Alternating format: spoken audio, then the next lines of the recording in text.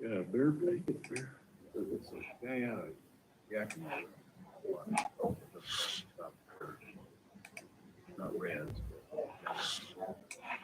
Trying to get one for it. Okay, ready? Okay. Guys ready? I want to call to order the regular board meeting of the Benton County Board of Commissioners. Today's Tuesday, July 15th, 2025, 9 a.m. We are at the Benton County Courthouse in Prosser, Washington. Will you please join me for the Pledge of Allegiance?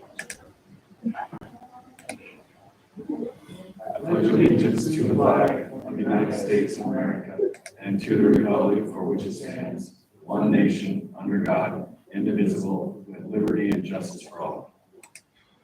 Okay, thank you.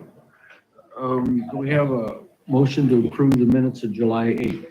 Sure, I'll make a motion to go ahead and approve the meeting minutes for July 8th, 2025. Second. Motion and a second. All those in favor say aye. Aye. Those opposed, nay. The ayes have it. Motion passes. Reviewing the agenda, we're not having anything else, right? No, nothing to add. Okay. With that, Amanda, could you play the public comment? The public comment period is to give the audience an opportunity to provide comments to commissioners regarding agenda items or other topics. It is an official on-the-record communication geared toward giving information and opinions to consider in the decision-making process. While the commissioners welcome hearing from you, please note that the public comment period is not an opportunity for dialogue with commissioners or for posing questions with the expectation of an immediate answer. Many questions require an opportunity for information gathering and deliberation. For this reason, the commissioners will accept comments, but will not directly respond to comments, questions, or concerns raised during the public comment period. Audience members who wish to speak should raise your hand to be called upon by the chairman, or virtual participants use the raise hand feature. Come to the podium, or virtual participants unmute your microphone when called upon. State your name and address for the record. And after speaking, write your name and address on the record sheet. Virtual participants do not complete this step. To allow every participant an opportunity to be heard, public comments will be limited to 3 minutes per speaker. The chairman will indicate when your allowed time has elapsed. In the interest of running an orderly meeting, we ask that you do not duplicate comments made by a previous speaker. Instead, please simply confirm your agreement with previous statements. When appropriate, the commissioners may refer an item identified during public comments to the county administrator for further action. Please note that if a speaker intends to give commissioners any records of any kind as a part of a presentation, the records must be handed directly to the clerk of the board for distribution. Okay, thank you. Mr. Atkins, yes? Nice hat.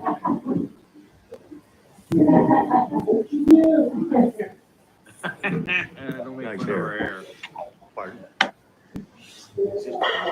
This on? This on? Yes. Okay, first off, I have two things today. Number one is there's a public hearing, supposed to be, if you look on the Benton County website, and scroll down, it says public hearing regarding dangerous dogs. Public hearing is supposed to be here next week, but on the notice, it doesn't say, it tells you ordinance 234, section 25. You can't find those. I brought that up a couple of weeks ago. So when you post these, you should post the ordinance and stuff so people can read what already is in place. And then what you're going to change, you need to redline so people can see what the changes are going to be.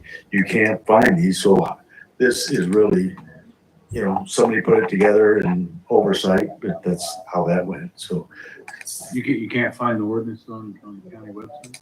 I couldn't. I said that 2 weeks ago.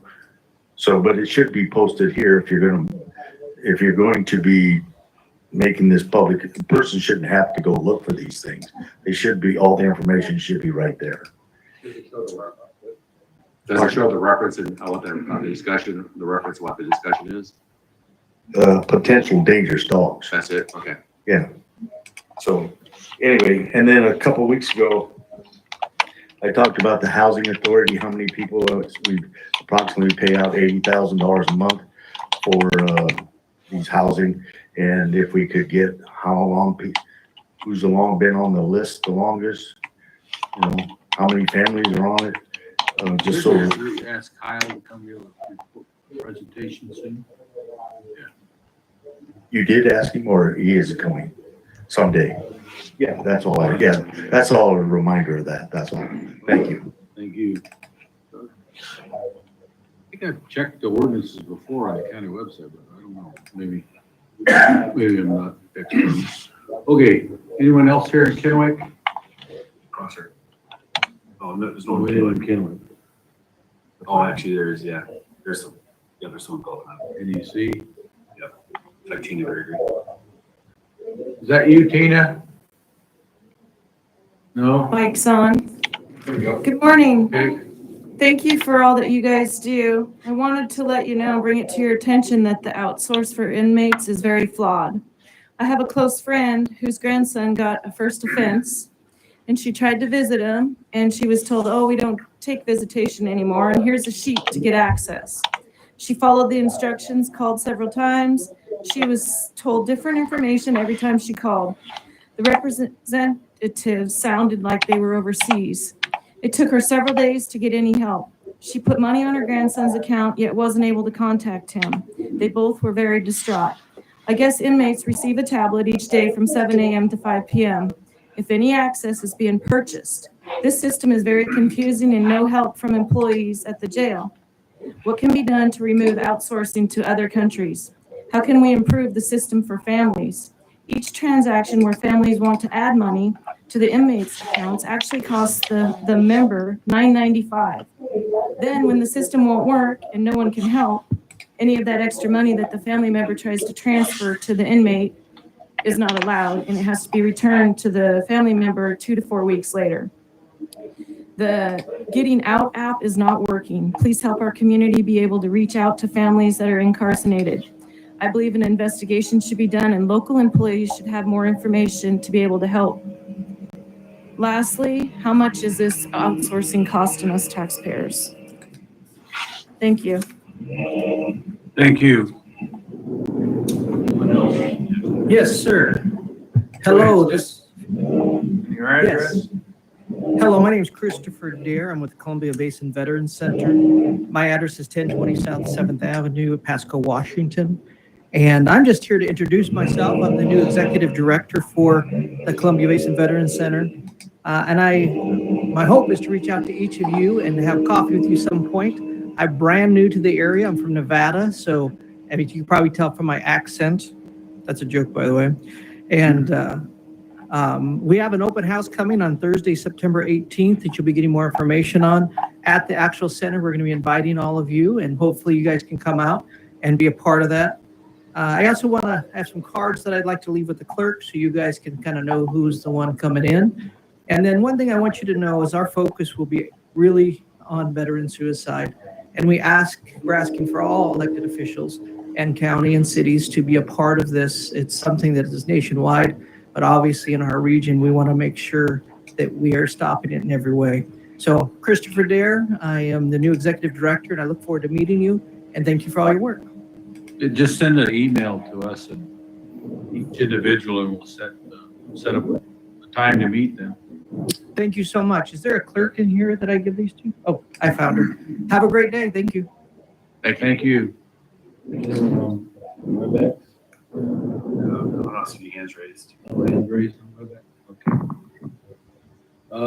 With that, we'll close public comment and move on to the consent agenda. Chair, I'll go ahead and make a motion to go ahead and approve the consent agenda items A as Alvarez and M as in Michael. Oh, yeah. Gotcha. A is in Apple and M is in Michael. Yeah, that's it. Okay, we have a motion to approve the consent agenda items A through M. And a second, sorry, I'll second that. Okay. All those in favor say aye. Aye. Those opposed, nay. The ayes have it, motion passed. Just try to make the meeting a little light. A little light. A little light. Well, Commissioner McKay doesn't understand the phonetic alphabet, so that's the problem. At his age, yeah. Okay. Draft. Hooked on phonics worked for me. Draft 2026-2031 6-year transportation improvement program, known as TIP. We got, it says you down there, Matt, but we got Robert. Go ahead. You got the other. Yes, thank you, Mr. Introduce Chairman. you. Good morning, Commissioners. I do want to introduce Robert Mendez. Robert Mendez is fairly new to our department. He's our transportation planner. So he'll be kind of assisting. Today, we're just here to present for the board's review the draft transportation improvement program for Benton County for years 2026 through 2031. As part of the Federal Highway Administration's allocation of funding, each state is required to submit a 6-year statewide transportation improvement plan, what we refer to as the STIP. The Washington State Department of Transportation then compiles its plan from the regional transportation improvement plan submitted by the local jurisdictions. The Benton County Transportation Improvement Plan for 2026 through 2031 covers the anticipated projects for the next 6 years, regardless of the funding source. And the first 4 years of the plan are fiscally constrained. So we prepared some exhibits. We know these are hard to see, but we wanted to, of course, get them out on the board's agenda so they can see them there. And then today we'll be asking for consensus from the board to schedule a public hearing for July 29th. And upon that consensus, if we get that, then we will post the full packet on our Public Works web page for the public to view as well. So they can thoroughly review it prior to the public hearing. But there's not been a lot of changes on this. We have removed a few projects, but I think the most important thing is the funding that we received since the last time we were here. We were able, through our local council of governments through a call for projects, we were able to get a few projects funded that weren't previously funded. One of them being County Well Road Phase 3. Phase 1 was funded through CRAB, the County Road Administration Board, under their Rural Arterial Preservation Program, or what we refer to as RAP program. So we'll still have that missing link, which is Phase 2, but getting Phase 1 and Phase 3 done is really huge, and to have the funding to go along with that is a huge deal as well. Also, we did get some funding for rechannelization work at the Badger interchange. So that's the interaction between Badger Road and I-82. And so that section there between where we're at on what's the name of our road again? Weiser Parkway. Going brain dead in my old age here. So that's been a really good thing for us. And then right now we're waiting on to see if we get some funding for replacement of the Oak Street Bridge. We haven't heard yet, which is kind of uncommon. Usually we would hear how our application turned out. We haven't heard that yet. And then also some other safety projects. So we do have some space holders on here for those, but we may be coming back to the board for supplements once, if we do get those funded. But other than that, it's just really here to present it, answer any questions the board may have. Could you just explain the funding for transportation for the county, where the funding sources are, maybe just for the general public to understand that? Yeah, there's quite a few different funding sources, and depending on some of the congressional stuff that comes out, there might be slight changes, but most of the funding we get, the safety funding that I refer to is HSIP, which is Highway Safety Improvement Program, and that is federal dollars, federal transportation dollars. And then also the federal transportation dollars get funneled through our region, which comes through the Benton Franklin Council of Governments. They have a call for projects every 3 years, and it's a competitive program. And those are federal dollars. The state dollars that we typically get for these types of projects, like I said, are the RAP dollars, which is the Rural Arterial Preservation, that comes through the County Road Administration Board. You also have TIB, the Transportation Improvement Board. That's more projects in the urbanized areas, which we plan on going after some of that money here in the near future as well. So there's various state funds. We also have paths and trails, safe routes to schools, and we're going after some of that money. One of the big projects on here is a project that will connect Two Rivers Park to the Sacagawea Park Trail, which is at the Cable Bridge, actually putting a trail system on top of the levee. So that's a real big project that we're really looking forward to getting moving on. So, and that is state funding that will be going. The state funding for that, I think, is just, is that just Climate Commitment? Yeah, Climate Commitment Act funding. And then the Pathway and Prosser, which is on our list here, that is actually the carbon reduction program that we got funding for that, the last call for projects. And that's a project that we will have that pathway completely refurbished and in some sections reconstructed completely. That will be done this year. So anytime there's new funding that comes out, any different federal congressional type projects, we're certainly going after those and doing everything we can. Other than that, it's just the normal funding sources. We supplement a lot of those projects with the property tax levy for county roads, as well as the gas tax revenue that we receive. So, Good. On the project at Prosser, maybe down the road, if you could just get a hold of me or send me some more information on that. I'd be curious about that one. yeah, absolutely. We'll do that. Thank you. Is on the chart, is this in millions or in thousands? Because like when I'm, It's in thousands, no, in millions. So I mean, it's in millions. yes. Yeah. I was gonna say, yeah, because I'm seeing Yeah, thousands. yeah, like, yeah, dude, yeah. get a contractor. Yeah. This is If awfully you low. scroll down, it says all times 1,000. Oh, okay, gotcha. Yeah, okay, good. Yeah, yeah. Because yeah, looking Because at this now, otherwise it's very efficient and very cost effective. but again, yeah, looking at the numbers, it looks pretty reasonable, like kind of what we're doing and stuff. So yeah, I appreciate it. I mean, for, as a general rule, new construction for a mile of road, we typically Yeah. factor in about $1 million. Yeah. 1500. Yeah, because I just with me looking at it, it looks like a 1,580. So I'm like, Yeah. yeah, it's gotta be- Yeah. yeah.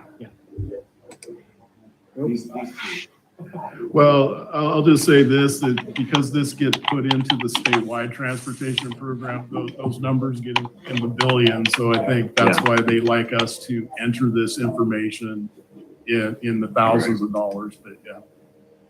Do you need do we need a motion, actual motion to approve for the public hearing, or It just didn't show go, one. just go for the public I'm hearing? just looking for Okay. consensus Yeah. from the board. I think so, yes. Great, thank you. Thank you. Thanks for your time. Thank you. Thank you. Okay, what screen change? Okay. Other business, Commissioner McKay, anything? No, I think we should just try to find a budget for Chick-fil-A. I did, dude. So let me make this public. I ran into the assistant manager. Her husband goes to our church. I ran into her. Chick-fil-A for the first 3 days open were the busiest days in the whole country. And she says that we're still, even with us being open now, still for how long, we're still busier than most Chick-fil-A's in the country right now. That's crazy. I'm like, yeah, it makes sense why you go there and wait an hour and a half to get food. So, I have a refrigerator at home, has food. so I have to admit, I've been there about 5 times now, so put on about 20 pounds. Yeah, you're looking a little chunky now. I wasn't gonna say anything, but okay. Commissioner Alvarez. Just a couple things. One, I know that gentleman that has come up here was talking in reference to net acreage. I know you spoke to Nathaniel a few times too in reference to that. Yesterday, we had a meeting, because I think multiple times he said he was in my district. So I set up a meeting. We had both Matts there, we had Greg there, and myself along with him. He did an outstanding job. He's a research scientist. And so he did an outstanding job and did a lot of homework, showed a lot of information on our conference room. At the end of the day, though, we talked about our job titles and experience, our background and experience. So there's about 120 years of experience, 100 plus years of experience in there. We explained it. We talked to staff. Staff was in the mindset, not at this time. We should be doing net acreage here in the county at this time. And it made sense. I think he understood that as well at the end of the day. And so I think they may be, Matt might be speaking to both commissioners and stuff and kind of getting a briefing on that, see where you guys stand and give you guys a heads up on that. But I think he understood that. And I trust, we had 3 outstanding gentlemen there that really explained it pretty well. Going, next thing, I think it's important, we had a health district, Ben Franklin Health District meeting last Wednesday. And a little concerned, I want to make sure, because we're not allowed to talk outside these meetings. I wanted to make sure it was important enough because there'll probably be a vote on this. And I want to give you some information so that you maybe talk to staff, let them know how you feel about that. I'm not going to vote until I kind of have that consensus of my 2 pairs. But what came out on that was there was a septic issue where we have 4 county commissioners, 4 non-elected. We all interviewed the non-elected senator. That's what the state requires. A body of 8 on that health board, if you're aware of, Commissioner Delvin. I think 6 of us, or the majority, voted on these septic new updates that the Ben Franklin Health District was going to implement. 2 did not. Both commissioners from Franklin County did not vote in favor of that.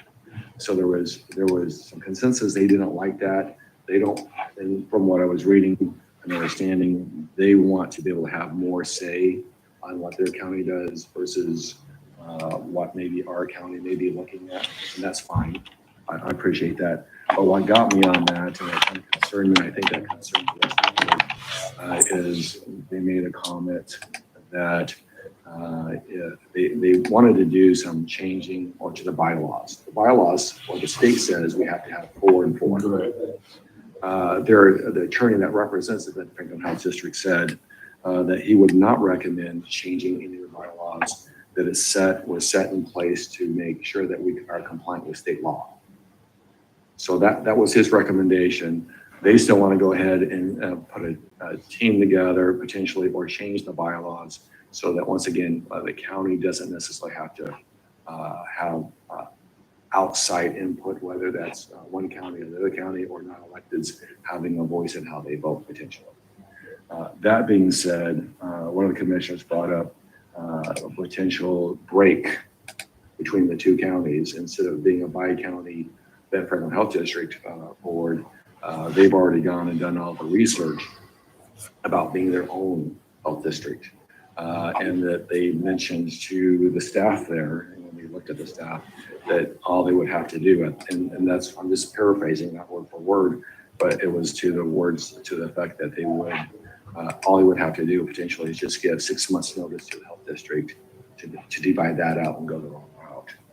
So it's going to be one way or the other. Either we follow state law, we look at potential bylaw changes, and I don't know how that's going to be compliant with the state, so it concerns me a little bit. I know that I heard some hearsay. I believe the chair and co-chair and Commissioner McKay is the co-chair on there, that there was even a bit more concerning information that was brought out by one of the representatives there. It wasn't either one of the commissioners, but somebody that's in the meetings representing their county as well. that there could be some revision of assets, and those, which was concerning too as well. It was pretty serious. So I wanted to give you a heads up. I don't know what kind of assets they have. That's one, other than, I don't know that. That's a good question. I don't think they have much. Yeah. So I don't know. I don't either. Yeah, Commissioner McKay, I don't know if he wants, Maybe some furniture. so that was We own the concerning. building. Yeah. Benton County owns the building. I look, I guess, on the final standpoint, here's why I will go ahead and provide the copy of the resolution we had at the board meeting to staff, so you could take a look at that yourself. So like I said, my biggest thing in that is you're taking two potential bilateral ILA, dividing the health district into two. I don't think that, potentially, I don't think that would be a benefit when you look at the big picture on how that'll affect the community. Because services will be split, services will be dropped down. I just don't see in the big picture where there will be a costing effect for sure. In both counties. So it makes me a little nervous. Did they mention, did they research the state law? Did the legislature create is it in statute that they created the Benton Franklin County Health District, or is that left to county governments to form their own health districts and combine them if they want to? They bring that question. Yeah, the only thing, with the gentleman that was there, I think there is their planning commissioner that had been a county commissioner up north. And I believe, and you could correct me if I'm wrong. That's western part. Yes, is that it was a tri-county because of the size of the county overall, but it was a tri-county public health district. And then when it came down to the new state requirements, two counties, one was the state, I believe the state together.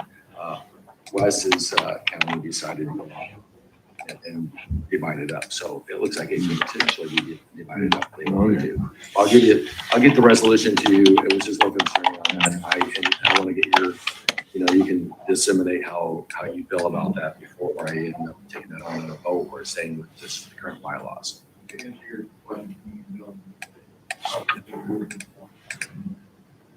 Okay. Yep. Okay. Okay.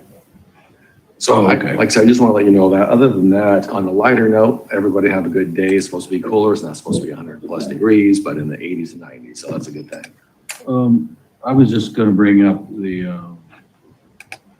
over the weekend, I think maybe one day last week, I know I got one email from the CARES group about some policy changes that FSEC wanted to make. Did you see those emails? Yes. I don't know if you responded back. I asked I asked Jeff Altman to ask our attorney that we hired for the Horse Heaven wind farm issue. I guess we're not paying him policy, to act on that FSEC policies outside of the wind farm issue, Horse Heaven wind farm issue. But Jeff said, no, we don't, he wasn't hired to do that. But he took a look at them and didn't seem too concerned about it. I think I included Greg in that email chain too. So I didn't react after that. And then I saw some more emails Monday when I got back into town that I guess we missed the comment section. Monday, yeah. Yesterday, so we didn't get comments, but talking to Greg this morning, I guess other people made comments on the policy change. They think delegates too much my reading of the policy changes delegates too much authority to the director of FSEC.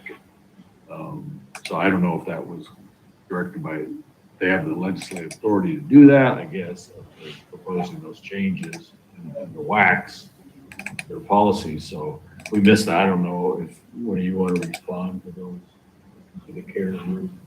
Have staff or something, get a response back to them.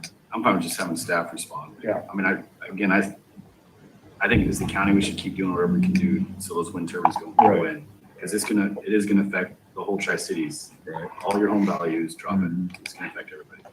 And I think we've committed, I know from early on, I think we've committed to making sure we take as far as we can go on a legal basis, and we've done that. That's why it's been drug out quite a bit, or otherwise I think it might could have potentially been done.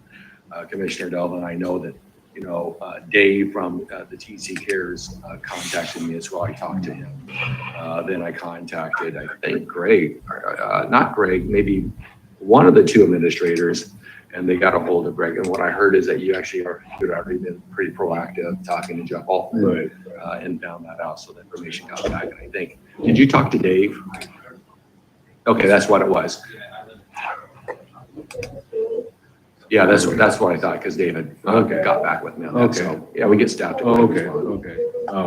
Yeah, unfortunately, what do they call it, the big beautiful bill continues renewable energy for 2 or 3 years or something. Yeah, something like that. Unfortunately, those, yeah, so they're still gonna get the funding possibly, that federal, at least the federal tax.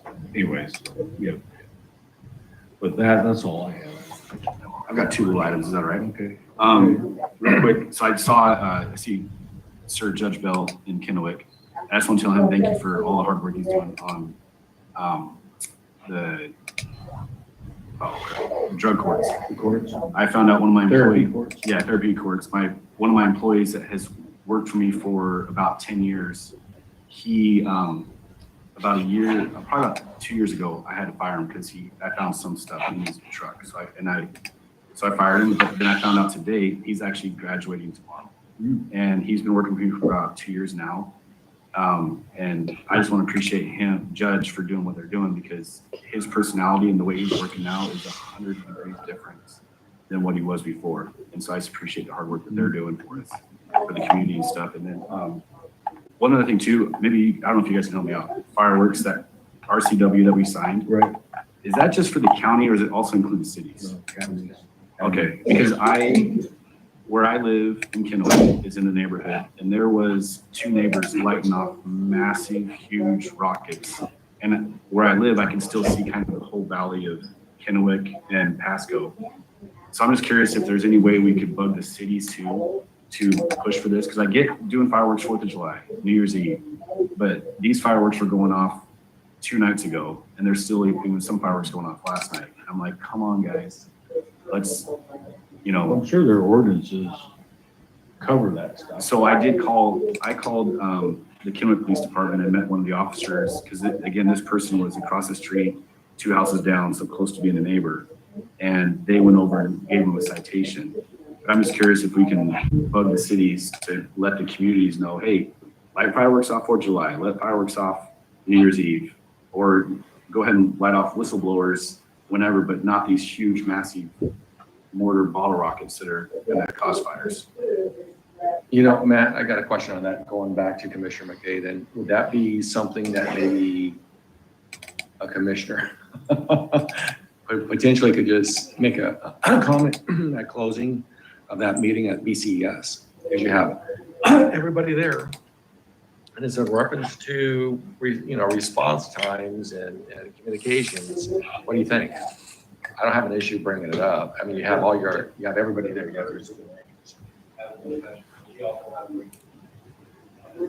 There you go. Yeah, because I showed the officer, I've made like about 15 videos, and I showed the officer the videos, and then she went in to the house and went to the backyard, found all the fireworks, and wrote him a citation. And I'm like, I mean, again, I get it. 4th of July, New Year's Eve, do it, but this far out and with fire hazards now, holy moly. Yeah. I'm not sure what the Yeah, because I also did hear, one of the officers said too, they were still having problems in the Badger Canyon area too as well. You guys want to just do it in your administrator, city manager thing? Okay, then I'll leave it alone in BCS, because that's another week. Okay, anything? Mr. Spencer? No? No. He says we're spending a lot of money though. Who is? The treasurer. Oh, the treasurer.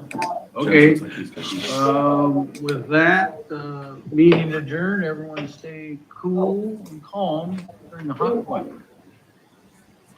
No riots. Okay.